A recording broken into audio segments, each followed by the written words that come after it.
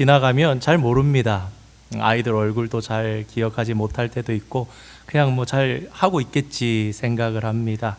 그리고 우리 아이들도요, 이거 만들면 스트레스 받을 수도 있어요. 귀찮게 또 이런 걸 찍어야 돼 이럴 수도 있고, 그런데 고맙게 찍어준 거예요, 그렇죠? 그래서 우리 아이들이 좀 쑥스럽지만 어른들 앞에 이렇게 고백하고 또 기도를 당부했습니다. 그래서 우리 아이들 그런 마음으로 축복해 주시고 늘 기억하시고 우리 온 세대가 함께 하나님을 섬겨가는 그런 행복한 우리 교회 되기를 주님의 이름으로 축원드립니다. 우리 이민자의 삶은 힘든 부분이 많습니다.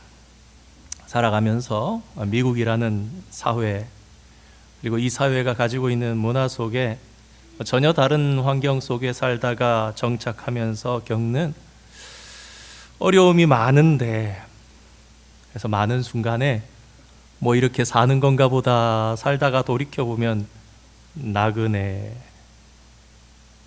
나를 볼 때가, 다른 사람들은 다 이해하는 것 같은데 나 혼자 이해 못하고 넘어가는 것 같고, 낯설게 살아가는 때도 때로는 자주 있는 우리의 삶입니다.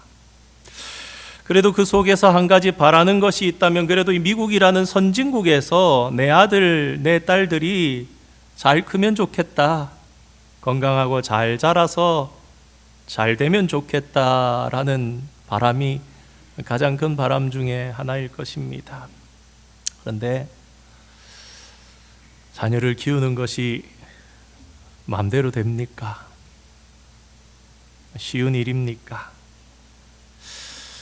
나는 미국에서 못 그랬어도 내 아이는 이 미국 땅에 잘 적응하고 좋은 학생으로, 좋은 청년으로, 좋은 일꾼으로, 좋은 시민으로 자라기를 바라지만, 그렇게 힘들게 키우는 내 아들, 내 딸이 부모인 나를 이해하지 못할 때가 더러 많습니다. 우리 아이들이지만 문화와 언어가 다르지요. 때때로 내 자식의 낯선 모습이 보일 때가 있습니다.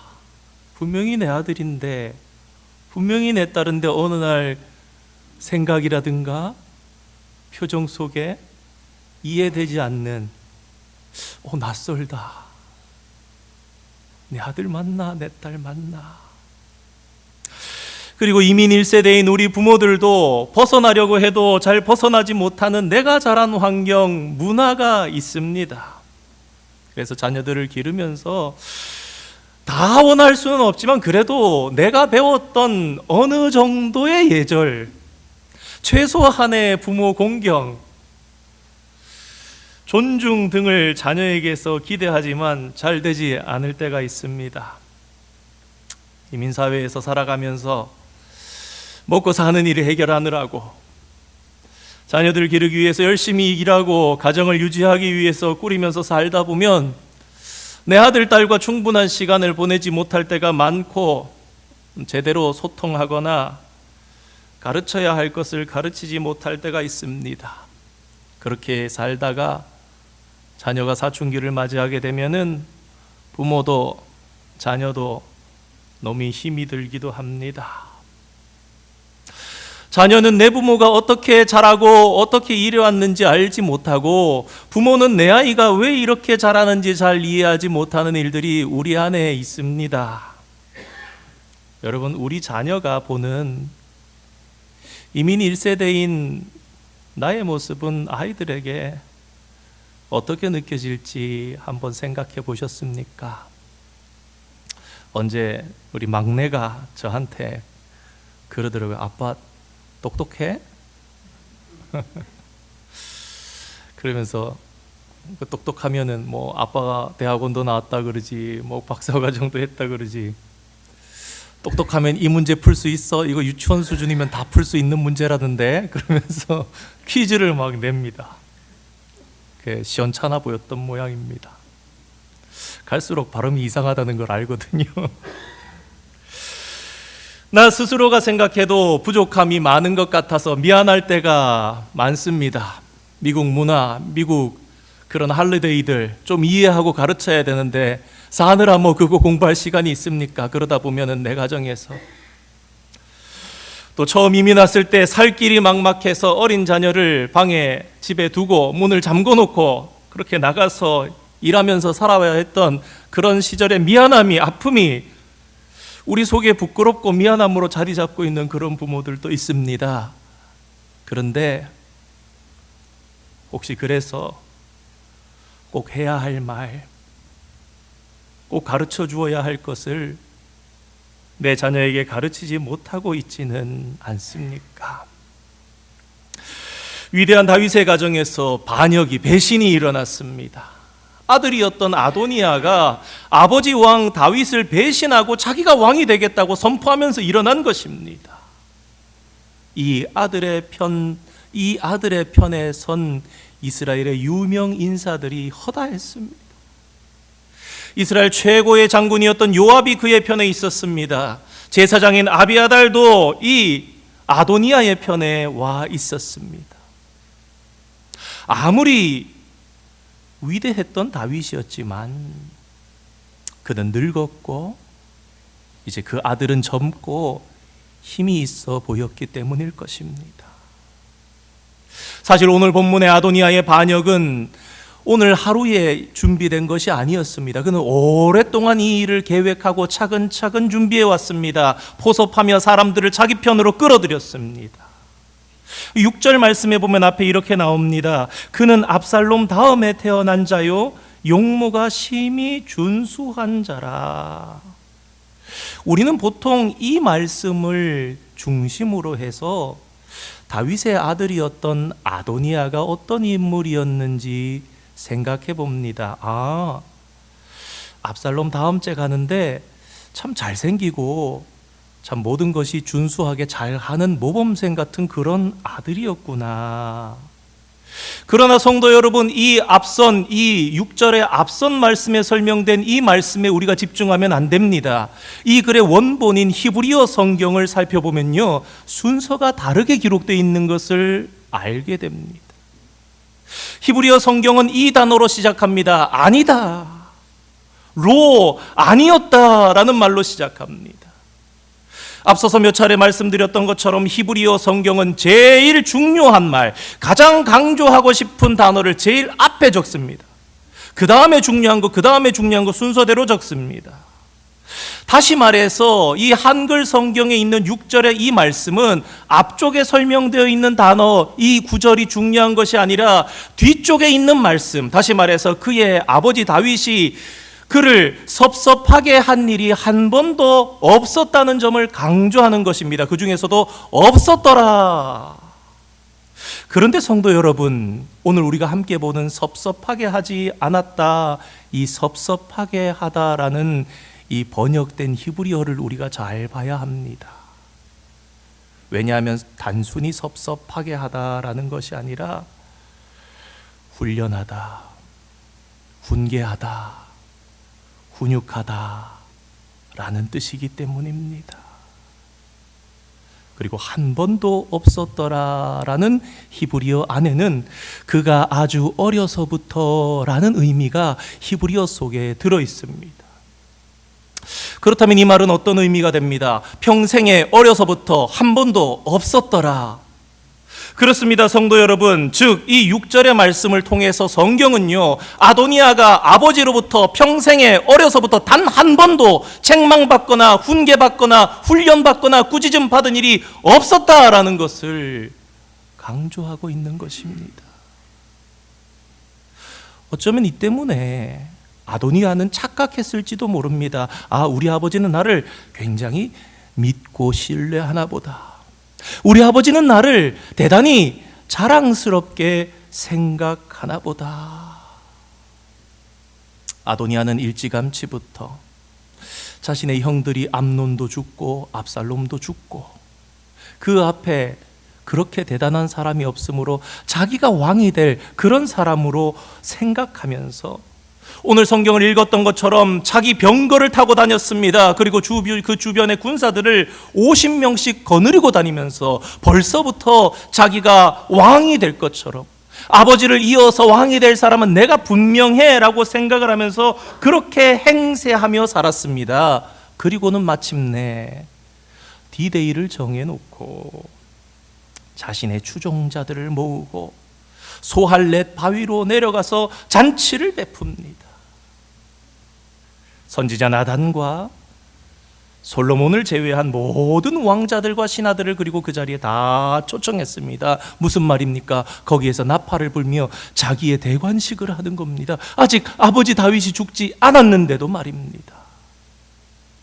얼마나 큰 반역입니까? 얼마나 큰 불효입니까? 그럼에도 다윗은 일평생 아도니아에게 한 번도 그렇지 않았던 것처럼 이런 일을 행했음에도 불구하고 아들 아도니아를 꾸짖지를 않았습니다.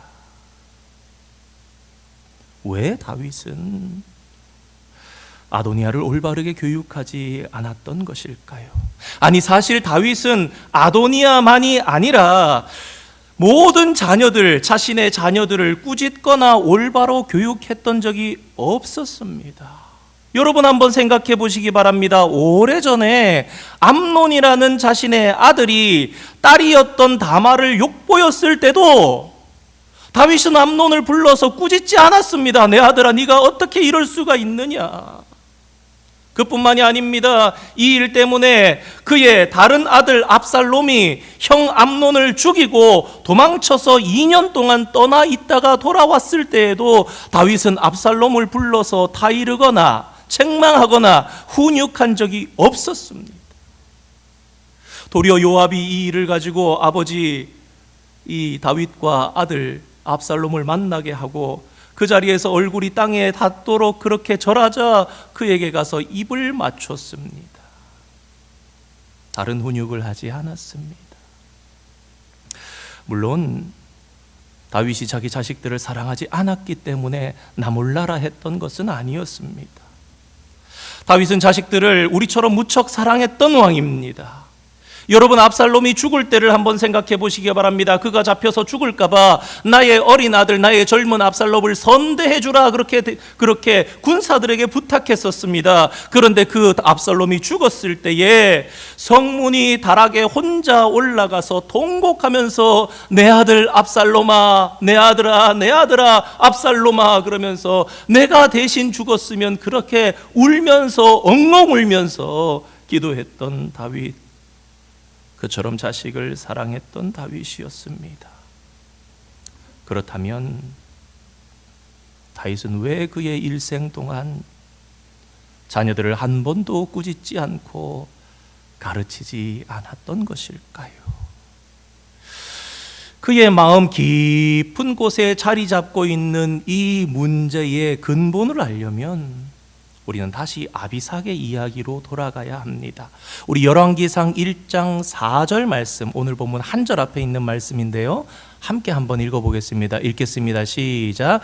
이 처녀는 심히 아름다워 그가 왕을 받들어 시중 들었으나 왕이 잠자리는 같이 하지 아니하였더라. 그런데 이 열왕기상 1장 4절 말씀은요, 열왕기상 15장 5절 말씀과 연결해서 생각해 봐야 알 수 있습니다. 우리 열왕기상 15장 5절 말씀 우리 함께 한번 읽어보겠습니다. 시작. 이는 다윗이 햇사람 우리아의 일 외에는 평생에 여호와 보시기에 정직하게 행하고 자기에게 명령하신 모든 일을 어기지 아니하였음이라. 아멘. 사랑하는 성도 여러분, 다윗이 밧세바를 범한 사건은 우연히 일어났던 일이 아니었습니다. 다윗 속에 웅크리고 있었던 그의 성적인 욕망이 노출된 것뿐이었습니다. 그리고 이것은 그가 늙었을 때에 그의 부하들이 다윗이 이불을 덮어도 따뜻하지 않게 되자 그 해결 방법으로 너무나 아리따운 여인이었던 처녀였던 아비삭을 넣어준 이유이기도 했습니다. 사실 한 1, 2년쯤 전에 온 가족 이 함께 드리는 예배에서 다윗의 신앙 어디에서 왔나 그의 가정에 대해서 살펴볼 때 말씀드렸었습니다. 다윗은 가정에서 소외받고 자랐습니다. 그의 어머니는 일찍 죽은 것 같습니다. 우리가 잘 아는 것처럼 막내이지만 그는 양을 치도록 광야에 버려두고 가족 식사의 자리에 청하지도 초대하지도 부르지도 않았습니다. 다윗은 가정에서 교육을 받아본 적이 없었습니다. 사랑도 받아본 적이 없었습니다.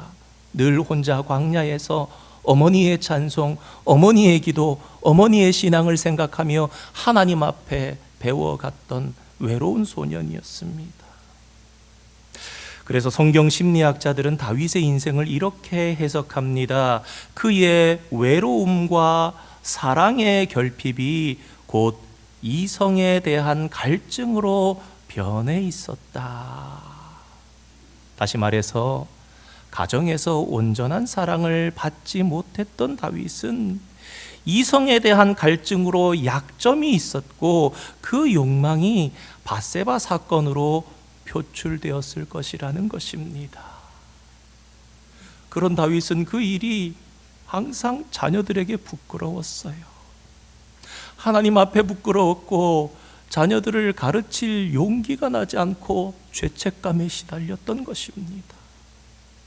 그랬던 다윗이 그의 말년에 신하들이 아비삭이라는 매우 아리따운 처녀를 제공해 주었지만 그것을 단호하게 거절합니다.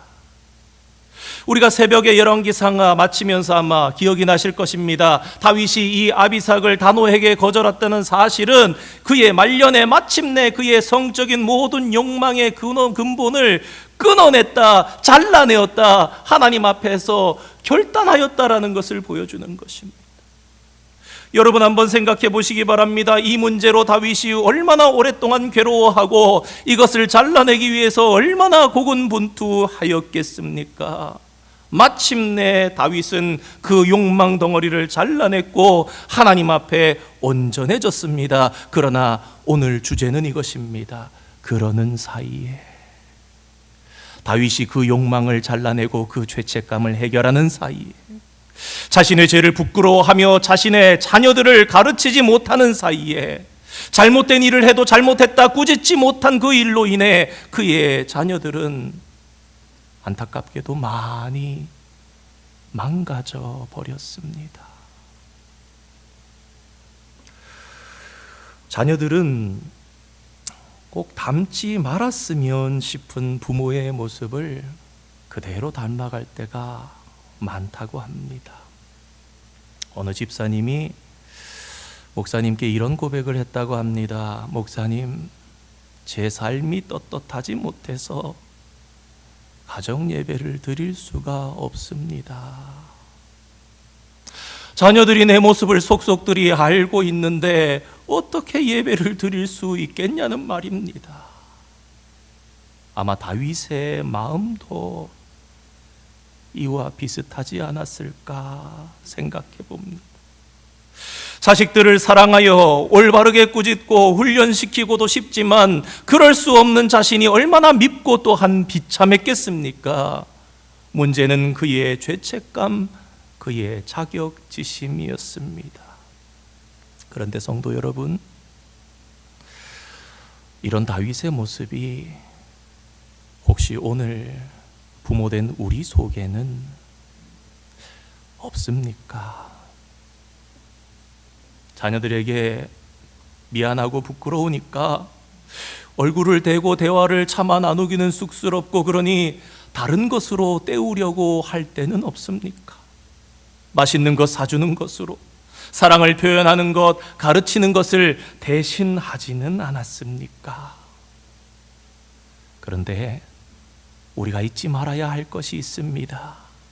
그러는 사이에 우리 아이들이 병이 들 수 있다는 것입니다. 그러는 사이에 우리의 가정과 사회가 무너질 수 있는 것입니다.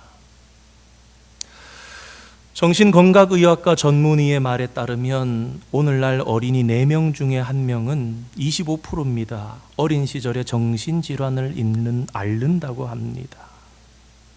또 시민건강연구소의 보고에 따르면 대학생 2,600명을 대상으로 조사한 결과 오늘날 우리 대학생들의 불안 정도가 고위험군 수준이 무려 40%나 되었고 잠재적인 위험 수준이 30%에 이른다고 합니다. 둘을 합치면 대학생의 불안 호소가 70%에 이른다라는 것입니다. 우리의 현실과 많이 다르지는 않을 것입니다. 이런 자녀들이 스스로 행복을 느끼며 살 수 있을까 염려되지 않을 수 없습니다. 삶의 마지막에 오늘 이 열왕기상 1장에서 아비삭 사건 이후로 그의 욕망의 문제를 마침내 해결했던 다윗은 솔로몬에게 이런 유언을 남깁니다. 마침내 다윗이 아들을 향해 가르침 훈육을 합니다. 우리 열왕기상 2장 3절 말씀인가요? 우리 열왕기상 2장 3절 말씀 함께 한번 읽어보겠습니다. 시작. 내 하나님 여호와의 명령을 지켜 그 길로 행하여 그 법률과 계명과 율례와 증거를 모세의 율법에 기록된 대로 지키라. 그리하면 내가 무엇을 하든지 어디로 가든지 형통하리라. 아멘. 성도 여러분, 부모된 우리의 삶이 곧 자녀 교육입니다. 그런 우리는 방금 읽은 열왕기상 2장 3절 말씀처럼 하나님의 명령을 지켜 그 길로 행하며 참된 형통이 무엇인지 우리 자녀들에게 가르쳐 주어야 합니다. 그것이 최고의 자녀 교육 방법이며 우리가 힘써야 할 가장 가치 있는 일일 것입니다. 그러나 성도 여러분, 우리에게 잘못이 있더라도, 우리가 때론 실수하여 죄를 지었던 부끄러운 모습이 있을지라도, 그럴지라도 저와 여러분은 자녀를 여전히 가르칠 수 있어야 하고, 우리 자녀들과 함께 부끄럽더라도 믿음의 삶을 살아 나아가야 합니다. 나의 자격지심, 나의 죄책감에서 벗어나서 함께 예배하고 함께 말씀 앞에 설 수 있어야 합니다. 목회자 된 저는 더 그렇습니다. 제가 부끄러운 부분을 말씀을 못 전하면 우리 성도들에게 그 말씀은 못 전하는 것입니까? 부족해도 함께 배우고 함께 애쓰고 함께 기도하며 함께 이루어가야 할 고르게 하나님의 말씀들을 신구약과 모든 범위에 있어서 함께 애써가야 하는데, 때로는 부끄럽지만 함께 하나님의 말씀 앞에 서며 짓눌리며 그렇게 선포할 때도 있는 것입니다. 100점짜리 인생은 아니지만 우리의 연약함도 하나님 앞에 내려놓고, 또 자녀들에게도 솔직하게, 얘들아, 엄마 아빠는 이런 점이 참 힘들었다, 아빠는 이런 실수도 한 적이 있다, 눈물 흘리며 하나님 앞에 회개한 적이 있다 고백하면서, 그래도 우리가 하나님의 도우심을 간구하자, 우리 그렇게 애쓰며 살아가자, 그런 삶의 몸부림과 노력이 우리의 삶에 있어야 한다는 것입니다. 오늘 본문은 다윗의 수십 년 땅의 눈물과 죄책감과 그동안 하지 못했던 후회 속에 우리를 가르치는 다윗의 대단히 귀중한 우리의 신앙 인생 레슨이라고 할 수 있습니다. 그러므로 사랑하는 성도 여러분, 우리는 다윗처럼 너무 늦은 후회를 하지 않기를 바랍니다. 이제라도 죄책감, 부족함, 자격지심 등으로부터 벗어나서 하나님 안에서 우리 삶의 이야기, 우리 신앙의 이야기를 써내려가는 그런 부모가 되시기를 주님의 이름으로 축원드립니다. 바라기는 그렇게 애쓰는 우리의 삶이 우리 자녀들에게 참된 교육이 되어지는 그런 축복이 있기를 축원드립니다. 우리 이 시간 우리 아이들도, 우리 부모님들도, 우리 아이들은 엄마 아빠, 청년들은 생각하면서, 우리 부모님들은 또 자녀들, 또 부모님 생각하면서 혹 떨어져 있는 부모와 자녀라도 서로를 위해서 기도하고, 내 부모를 하나님 도와주시고 위로해 주세요, 내 자녀를 하나님 축복해 주세요, 그렇게 기도할 수 있잖아요. 우리 어른 친구들, 우리 청년들, 교회 학교 친구들 부탁합니다. 엄마 아빠는 미국에 와서 살면서 몸이 아파도 페인 메디슨 먹고 나가서 일해야 되고, 그런 일 아무도 몰라주면서도 열심히 일하는 그런 엄마 아빠, 그런 삶이 있어. 왜 그런지 알아? 너희들 잘 되게 하려고. 근데 그렇게 열심히 일해도, 시간을 들여도, 힘을 써도 이 미국에서 살아가는데 한계가 있고, 외로운 엄마 아빠 너희들은 사실 다 몰라. 하나님, 우리 엄마 아빠 이렇게 힘든 일들이 있다고 합니다. 하나님 위로해 주세요. 하나님, 우리 엄마 아빠 그 마음속에 새 힘이 솟아나게 도와주세요. 그리고 우리의 살아가는 모습이 우리 엄마 아빠를 기쁘게 할 수 있도록 해주세요. 우리 어린 친구들, 청년들은 그렇게 부모님 생각하시면서 기도하고요. 우리 부모들은 하나님, 나의 자녀를 위로해 주세요. 못난 부모 때문에 상처받고 아파하고 혹시라도 잘못되지 않게 영혼과 마음을 지켜주시고 우리 자녀들의 생각, 지혜 건강하게 자라게 해주세요.